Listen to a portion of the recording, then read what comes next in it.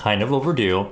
In this video, I'm going to show you how I got that sort of JIMIN hairstyle after I got my haircut in my haircut video. But instead of me showing you, I'm going to show you how the professionals do it, so I'm not showing you the wrong way. This method is a little bit difficult and it takes a bit of getting used to, and it also might be a little easier if your hair texture is more thin and just easier to manage and more straight. For me, I have really coarse, my hair is straight, but it's really coarse and thick, so it's hard to like manipulate.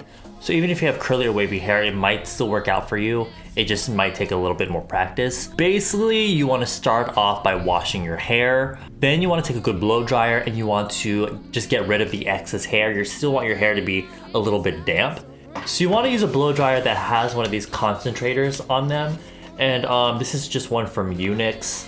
Honestly, as long as it's like this shape, the blow dryer tends to work. And then as for brushes, you want to make sure that you are using a round brush, one that has like these bristles on it. The one that my hairstylist used is one of these kinds. It has like the nylon and the boar bristle brushes on them. It all depends on like your hair length, so whichever works for you. So for JIMIN's hairstyle, he kind of has it parted through the middle, and so that's what I asked the hairstylist to do, was part it down the middle, and then he would take smaller sections starting from the bottom. It's easier to do with like a thinner section because, especially for people like me that have really thick hair, if you're trying to blow dry a section that's really thick with a round brush, it just might not work as well. And what the hairstylist did was he basically ran the round brush up really slow, up the section with the blow dryer following, and then he kind of concentrated in like an upwards motion to kind of give the root a bit of volume.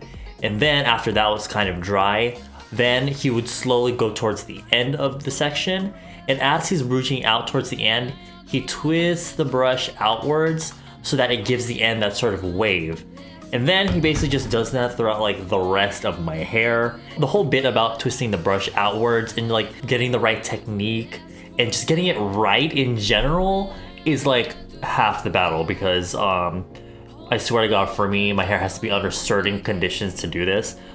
But this is basically how he did it. You can do this with a flat iron, however, it has to be more like on a low setting, because if the setting is too high, like the heat, then it'll turn into more like a curl, and that's not what we're going for. We're going for waves. And I just feel like using a round brush and a blow dryer gives the hair a softer feel and finish, and it makes it look much more natural. Oh, I forgot to mention, afterwards, I didn't need him to use wax, because I feel like with this, unless your hair is very stubborn, I don't think you need to use wax really. If you're gonna use a wax, I'll use something that's really soft in texture, nothing too heavy and hold, just something to put in your hair to keep your hair in place. When I had gotten it done at the salon, I just asked him to put essence in my hair just to kind of help protect and heal my hair a little bit after all that heat.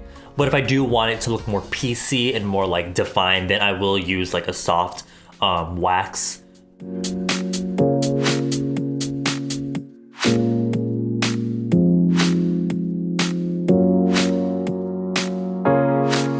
Hopefully you found that information helpful and like the clips. This is actually quite a difficult hairstyle if your hair isn't already like naturally thin and straight in texture. So just keep practicing at it and let me know how it goes. I hope you found that useful. Make sure you follow me on Snapchat and Instagram down below, and I will see you in my next video. Bye everyone.